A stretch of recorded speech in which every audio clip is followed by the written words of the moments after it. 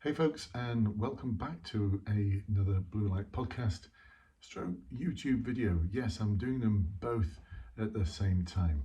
So if you've not listened to or watched any of these podcasts or videos before, I'm Brendan. For the past 26 years now, I've been supporting people and helping people to succeed in police promotion boards and specialist interviews as a serving police officer. And for the past 11 years now, it's getting on for 11 years, I've been supporting people in the police recruitment process. Hundreds of people have been promoted, got specialist interview success as a result of my support, and over 12,000, it's probably over 12,000 people are actually in the police service now as a result of my support. What a privilege to be able to help so many people. So in today's podcast video, I should just refer to it as podcast for the moment, and if you're watching this, you know what I mean. I'm going to take a look at how we can work out what the interview questions are going to be, especially when it comes to promotion boards. But hang in there, folks, if you are in the police recruitment process, because there's something for you here as well. This isn't just about people who are looking to get promoted in the police. You'll find this useful, especially when it comes to questions like what are the challenges that the police face at this moment in time, what are our priorities, what sort of things do you think you'd be able to do to support us in achieving and hitting those priorities. So there's many forces do ask that question. Nottinghamshire asked that question as an example as part of their presentation to get into the Nottinghamshire Constabulary. Now, in terms of promotion boards, a lot of the questions you're going to get asked is how in the future as a sergeant, as an inspector, are you going to create a performance culture, create an ethical culture, achieve a collaborative approach with partners, those sort of forward-facing, tricky questions that I know so many of you get concerned about. So we're going to take a look at that today. And one of the things I like to do is I like to read stuff around policing. So there's a really interesting article in the Times newspaper from the 15th of May 2022. It's now the 16th of May 2022. And it's entitled, "We're Not the Thought Police," insists a new Chief Inspector of Constabulary. That's referring to Andy Cooke, who joined the police service in September 1985, actually on the 9th of September 1985. How do I know that? Well, he joined with me. We were in the same class as each other at Bruges, at the Police Training Centre, District Training Centre in Bruges, Warrington. Andy was in Merseyside Police. I was in the Cheshire Constabulary back then. Eventually, Andy became the Chief Constable of Merseyside Police and then went on to become one of the inspectors of the Constabulary and is now the Chief Inspector of Constabulary. So what he has to say is going to influence what Chief Constables are going to be thinking about in terms of focusing their resources. Now, I've always said that whatever's important to the Chief Constable should be important to you too. Whether you agree with it or not, if your Chief Constable is saying this is important, this is a priority, then especially if you are a leader, a sergeant, an inspector or above, then that's your business as well. Whether you agree with it or not, it's kind of your business. You can have an opinion on it, by all means, but it's still your job to drive that area of business forwards. And I think those are sort of questions, those are sort of things that are going to crop up on your boards. So what I did is I went through this article and started thinking, how can we use elements of this article in terms of Andy's thoughts on the future to determine what possible interview questions you might get in the future. So bear with me, folks, whilst I go through this. I'm not going to read all of it. I'm just going to take out little snippets. If you want the full article, then it's in the Times. If you just look up, Google "Not Thought Police, Chief Inspector of Constabulary," it should bring it up, or Andy Cooke, Times newspaper. Fiona Hamilton is the Crime and Security Editor, so you could also look up things that she's published in the Times. So first of all, the big headline is around "We're Not the Thought Police." What Andy wants the police to do is to focus on driving down crime because the charge rates are at the lowest in more than 30 years. So and to avoid politics with a small p. Now, where the we're not the thought police comes in is around how what he said here is we're not the thought police. We follow legislation. We follow the law. It's as simple as that. Policing is busy enough dealing with the serious offences that are going on, busy enough trying to keep people safe. So what he's saying basically is let's avoid the police recording too many hate incidents, being the thought police, because if it's not a crime, then why are you recording it? And the College of Policing have had to go back to a drawing board here because the advice they gave around recording hate crimes, no, hate incidents, they're not crimes, hate incidents. They're kind of having to backtrack on that because of a stated case and come up with new guidance. So that stated case was a while back now. Come on, College of Policing, get the guidance in place. Anyway, this is where I think this article then starts to give you a bit of a guide as to what potential questions you could get at your board, or the sort of things that you could talk about as challenges for the police service if you're asked that question at your recruitment interview. Now, in 2015, the percentages of crimes that actually resulted in a charge was 15%. So 15% of all crimes resulted in a charge. That's not looking at whether there's a conviction at court or not. This is just crimes charged or summoned. Now, that was in 2015. 2022, we are now at just under 6%. So it's less than half that. Less than half that. Now, this, I would suggest, is a concern because this impacts on the legitimacy of the police. If the police aren't seen to be doing their job very well, then research has shown us that people will stop reporting crime to the police. They will stop becoming witnesses to, or putting themselves forward as witnesses to crimes that have taken place. They'll stop providing the police with information about antisocial behaviour and crime, who's committing those sort of crimes. And that will all lead to a drop in legitimacy and trust in the police. In case any of you are thinking, God, that's a lot of background noise there. It's absolutely belting it down out there. So that's the sound of rain tapping on my office roof. So bear with me. Hopefully it's you can still hear me. I'm going to keep going. So it goes into a lot more detail about the different percentages depending on different types of crime types. But also Andy talks about, look, policing needs to ensure the public can have confidence that the police will take action against criminality, whatever level that is. Serious criminality needs to be addressed, but right through to neighbourhood crimes, burglaries and car theft as well. I would add to that cybercrime, because the detection rate and the charge rate for crimes, cyber type crimes, is absolutely woeful. I can't remember the exact figures off the top of my head, but they are terrible, awful. Very few people, very few criminals actually ever get charged or brought to justice for cyber type crimes, fraud type crimes. So I'm going to add that to it, Andy, if you don't mind. If you're listening to this, that'd be great. I welcome your thoughts. After all, you are the Chief Inspector of Constabulary, but I'd suggest that that's a concern as well, and that needs a new type of officer who's capable of dealing with the complexities of online fraud. So I'm going to add that to it in terms of the concerns that members of the public are going to have and communities are going to have. So anyway, where's this going in terms of what are you going to be able to do about it? So I think one of the questions that you could get asked in a promotion board is about ensuring quality investigations. How in the future as a sergeant or an inspector are you going to ensure quality investigations? Are you going to ensure that the charge rate, detection rate improves, a culture of performance around those areas? And simply having an answer which is about, I'm going to monitor it and I'm going to give support to anyone who's struggling. Too simplistic. So one of the things that we look at in the weekly webinars that I run for serving officers who are looking to get promoted, and check the links below for that guidance, and the same for those of you who want to get promoted, check the links below.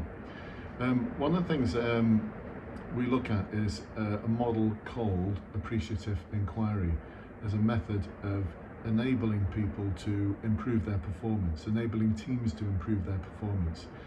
It's a method of focusing on what's working already as opposed to focusing on what's wrong and broken. Of course, if someone's really struggling, then by all means support them, but this goes back to this old saying that you might be in charge but you're not in control. Don't think for one moment, just because you're a sergeant or an inspector, that you are in control of your teams. They will decide on their own destiny, and as individuals they will decide on their own destiny. As a team they will decide on their own destiny. They will decide on how to go about doing things. You can just hope to nudge and influence them. I know some of you are going to be saying, well, it's a disciplined service, surely people should do what they're told to do. Well, I was in that disciplined service for 3 decades, and more than half of that was as a sergeant and as an inspector, and I worked out there, actually, especially as an inspector, I wasn't in control for most of the time, and neither were my peers. It's the sergeants that had more control, and even they were not fully in control of a lot of their officers. So look, whenever you involve people, the dynamics become really complicated. So, and especially if you focus on what's broken and what's wrong all the time. I used to get these figures all the time sent to me by email that we're not performing in this. We would see the red, amber, green charts to show that we're red in so many different areas, and that was the focus all the time. I used to sometimes question, actually, in some of those performance meetings, there's a lot of green going on here. Are we not trying to work out why that green is happening, as opposed to focusing on why there's loads of red? Why are we underperforming? It was always a focus. Rarely, if ever, did anyone say, do you know what we're going to do in this meeting? We're going to focus on what's working. We're going to find out what's working and see if we can do more of it and actually duplicate it and triplicate it and times it by 5. And so that's the basis of appreciative inquiry. It's a model where we take a look at, first of all, our vision for the future. So in the future, in a culture, in a team that's performing brilliantly in terms of crimes resulting in a charge or quality investigations, what would that look and feel like? So we're going to describe it. And then we're going to look at the team itself working out how it's going to get there, how it's going to achieve that vision, and then what steps need taking by who. Now, it's a lot more complicated than that. I've just given you a sort of very simplistic version. It involves lots of team dynamics, it involves asking the right questions, it involves you as a leader taking a bit of a step back and allowing others to get going. So you are enabling as opposed to getting people to do what you ask them to do. You are enabling them to take charge of their destiny in terms of that culture of performance. More about that in the webinars. Come and join those webinars where we actually practice these sort of questions.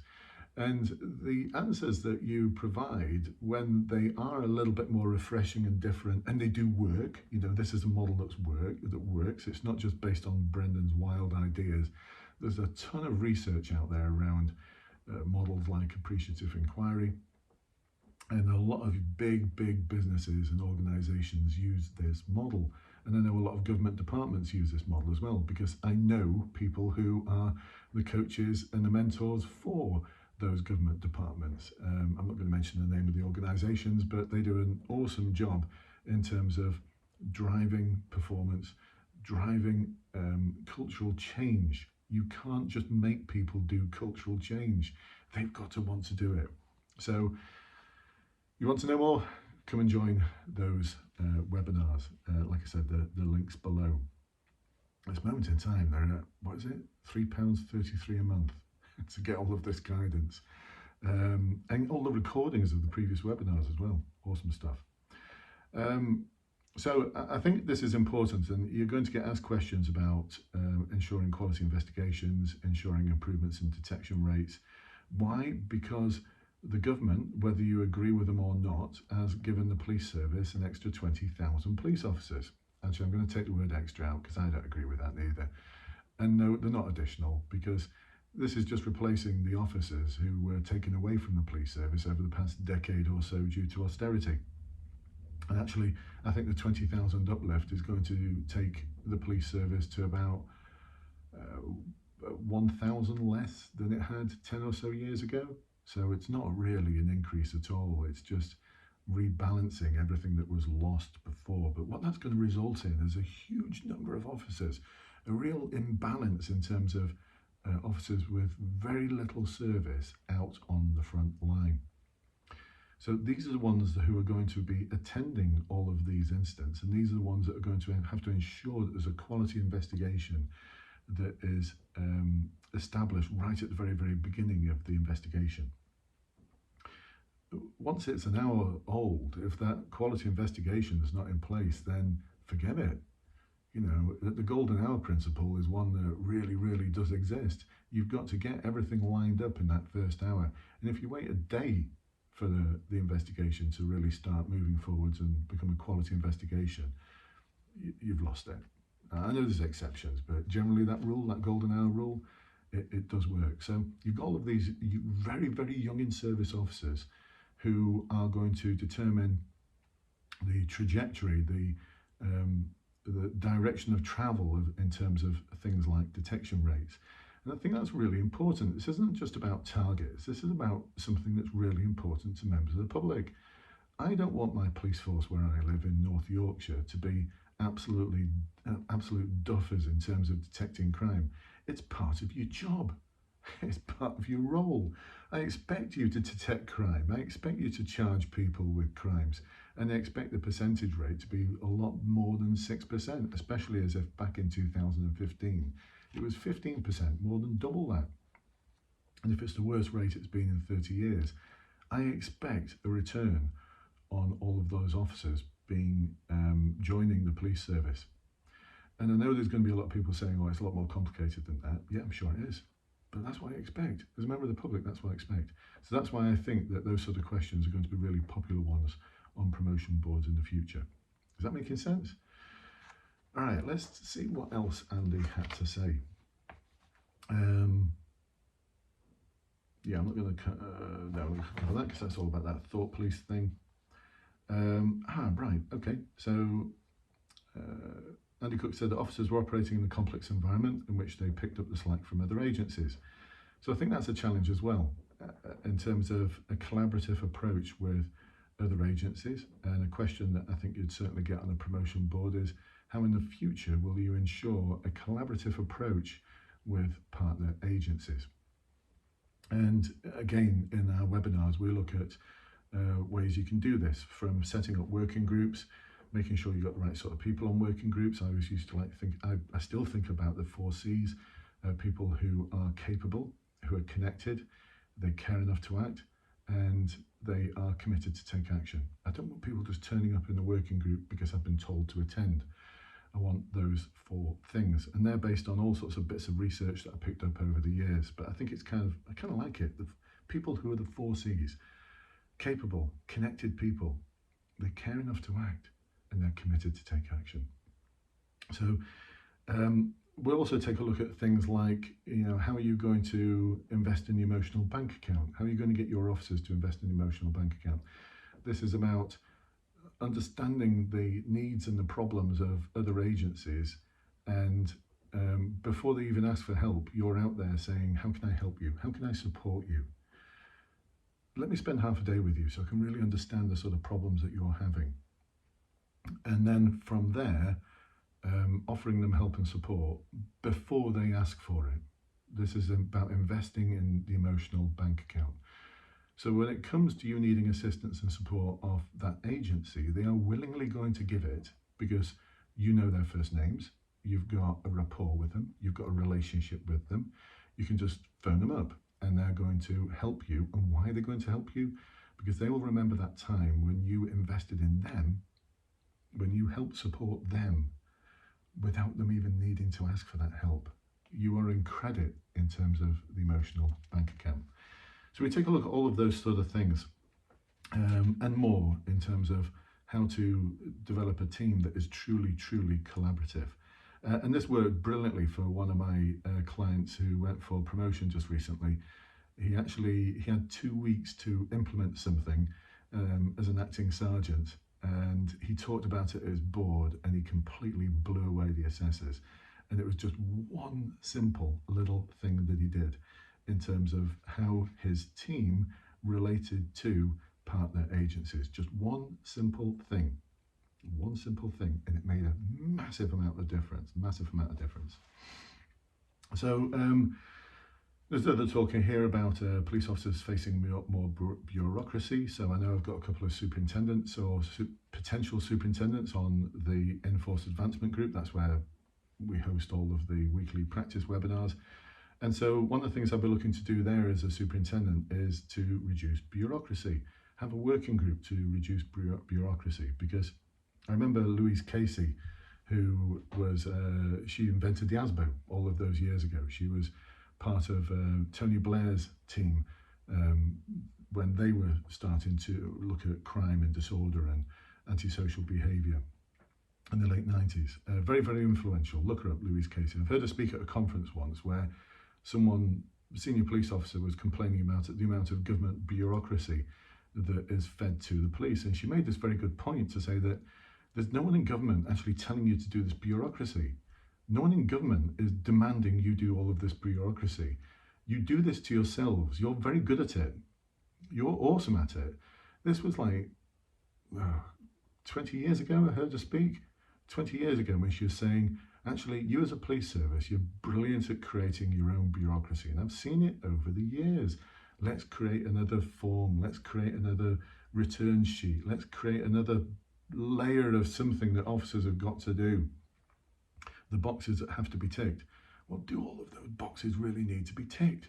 Do all of those returns really need submitting? Is all of that information really needed? Is it actually doing anything other than just sitting in someone's filing cabinet and enabling people to produce a load of stats, which no one actually uses? So that's one of the things I'll be looking to do if I was going to be a superintendent, is cutting down on that bureaucracy.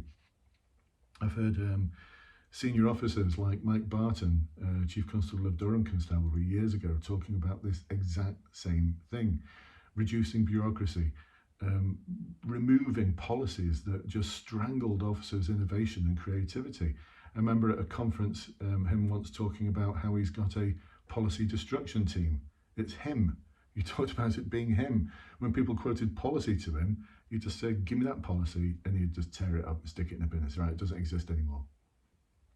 So do we need all the bureaucracy that is always referred to? And is it the government that's really setting it, or are the police the victims of their own very capable ability to design their own bureaucracy?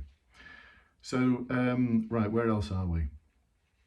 In terms of where I think HMIC inspections are going to go in the future, rates of solving crimes such as burglaries, robberies and shoplifting, as well as complex crimes such as sexual offences, were simply too low. That's where inspections are going to go in the future, among other things, but I'm quite sure that's where things are going to go. So ultimately, if the public wants the police to do everything, they'll have to pay for it. There will always be prioritisation in relation to policing. So I'd expect that to be a possible question at a board. How in the past have you prioritised tasks? And I'd make sure it's at the sort of level of sergeant or inspector, the rank that you're going for, not the rank that you've been in. And also, that is a popular question on recruitment boards as well. Tell me about a time when you've had to prioritise a number of tasks, or tell me about a time when you've had to plan and prioritise a number of different things, and how did you decide which ones were most important? So my issue is that we need to ensure that prioritisation properly reflects what the policing service is there for, which is keeping people safe and ensuring the people who commit offences are brought to justice. So there we go. We go back to the detections. We go back to charging people again, summoning people. The keeping people safe, though, I would have added a little bit more to this, and this I think could be the focus of your own inquiry in terms of preparing yourself for promotion, because it was Sir Robert Peel talked years ago about how it's important to bring, he's the founder of the British Police Service, by the way. In 1829 he came up with the Peelian Principles, look them up, And he talked about why it's important not just to detect crime, but it's more important to actually prevent it. And that's one of the things that stuck with me all the way through my career, that what's more important is to prevent the crime ever happening. What's more important, what the biggest challenge is how do you get those people, those individuals who are now 2 years old, but you know the sort of family that they've been born into. You can almost predict where that family is going to influence them and where they're going to take that child, and you can almost predict the path that that child is going to take. Look up adverse childhood experiences. Lots of research there which actually demonstrates and proves beyond all reasonable doubt that if you've got several adverse childhood experiences behind you, there's a really high likelihood that you're going to commit crime, you're going to go to prison, and then you're going to come out and maybe have a family, and it's all going to repeat itself. Now, something's got to be done about that. That just can't keep going.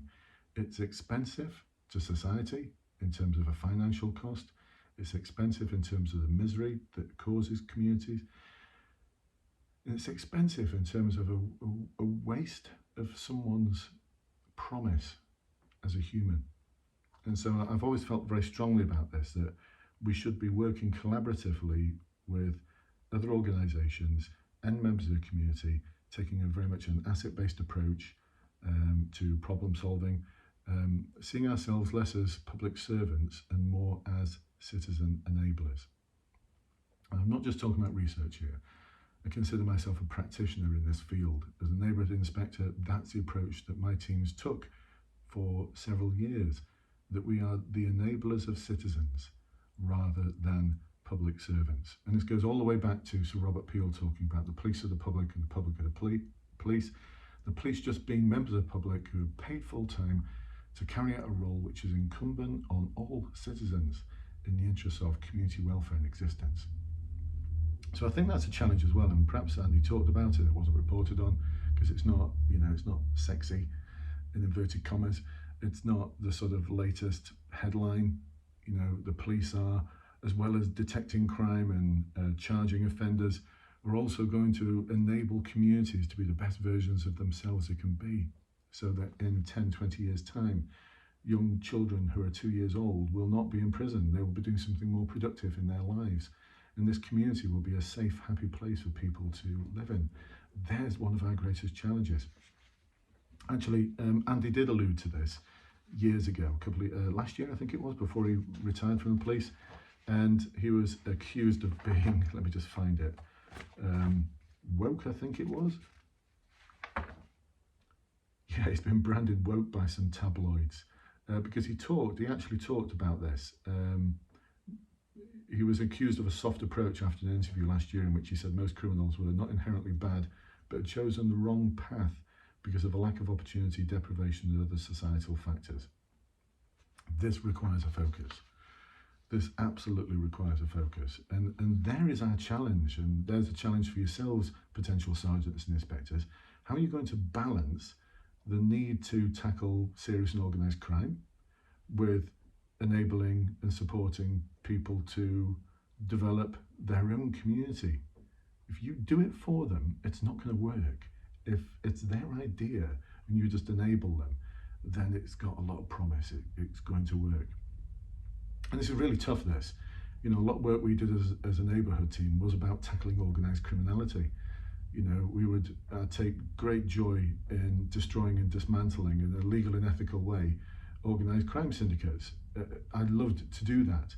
That was the easy bit. The hard bit is dealing with the vacuum that's left behind, because unless you enable that community to become a stronger, more cohesive place, the community where they are active, all that happens is people come in to take the places. So you can send some people to prison, within hours they've been replaced. And so that's a real challenge, that. How do you take that vacuum that's left behind when you destroy and dismantle an organised crime syndicate, or parts of it, and how do you replace that illegitimate leadership within that community with legitimate leadership? So there's a deep question for you. It's a promotion board. Right, what else does Andy talk about? I need to wrap up soon because this is going to be a long podcast, this one, but hopefully it's been helpful for you. Yeah, at the top of the agenda, policing culture. So this is definitely going to be a question in future promotion boards about how in the future as a sergeant or an inspector you're going to ensure an ethical culture in your team. And expect lots of questions as well on recruitment boards, recruitment panels about integrity, doing the right thing, challenging inappropriate behaviour, and asking questions, scenario-based questions about how would you deal with this situation, and they'll present to you a situation where there's an officer demonstrating racism, misogyny, sexist behaviour. Andy talks about the majority of individuals who are the pockets of bad behaviour have been caught by their colleagues because of counter-corruption techniques. Yeah, I think that's great, but they should also be caught because officers call them out. And there's a lot of things that we've already talked about in the Enforce Advancement Group about new and innovative and more creative ways of ensuring an ethical culture. Again, one that's not driven by because I tell you to, because remember, you might be in charge, but you're not in control. One that's more based on enabling the team members to sort of set their own standards and develop their own standards. And you as a leader using examples of things that are current and almost debriefing them with your team and using them as an opportunity to learn from those things that have happened, as opposed to I'll set my expectations to the team. That's not going to be a good answer at an interview board.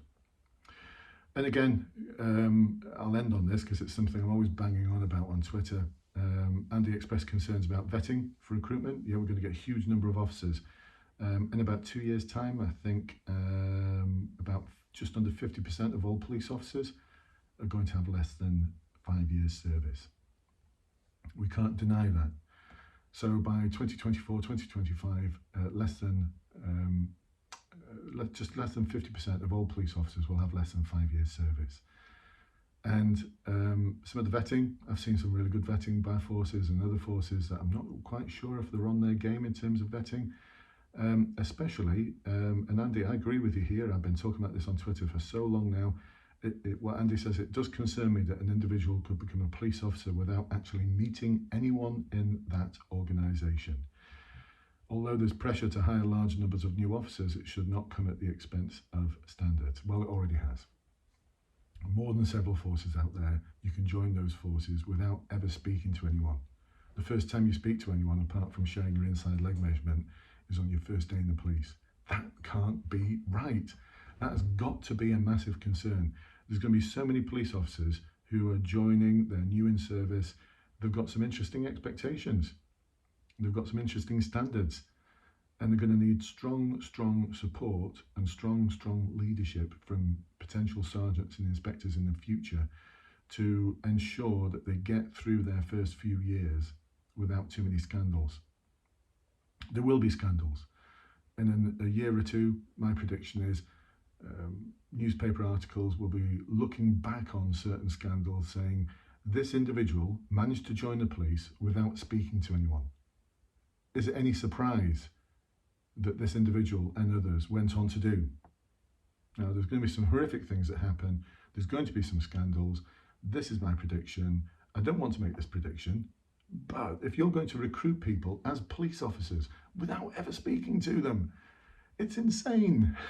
It's just madness, but it is what it is. So what are you going to do as a leader to ensure that those officers become capable, competent, efficient, effective? Some real challenges for those of you who are going to be sergeants and inspectors in the future. Come and join us.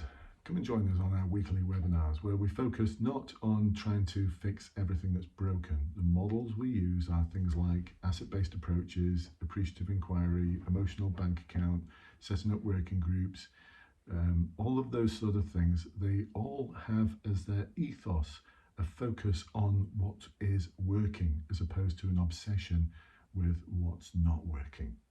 If you focus on the reds all the time, you will just get gameplay. You'll get officers game playing the targets.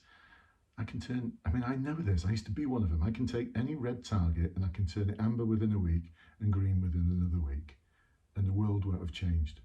All they've done is found a way to, ethically, not sure about, legally, yes, I've found a way to, interestingly, manipulate the targets. So if you keep focusing on reds, all you're going to get is a depressed team. You're going to be seen as the big stick all the time, and morale will be poor.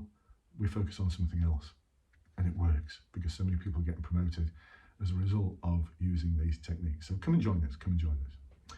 Anyway, folks, I hope you enjoyed this podcast. I know it's a long one, but there's a lot to cover. See, all you need to do is just get an article like this one and start thinking it through. What's the future going to look like for the service? Well, Andy's there. Who would have thought, drinking mucky beer back in September 1985, that there he'd be? I think he's done a great job. Well done, Andy. You deserve that position. You really, really do. So well done. And think about retiring one day. Honestly, it's great. Actually, what's retirement? What's retirement? All right, anyway, folks, I'll look forward to catching up with you at the next one. If you've got any questions, of course, then post them below, whether it's on YouTube or Facebook, or message me or email me or whatever. Phone me up. I'd love to hear your comments. Love to hear where you want the next podcast to go. And I'll catch up with you very soon. Stay safe. Bye-bye for now.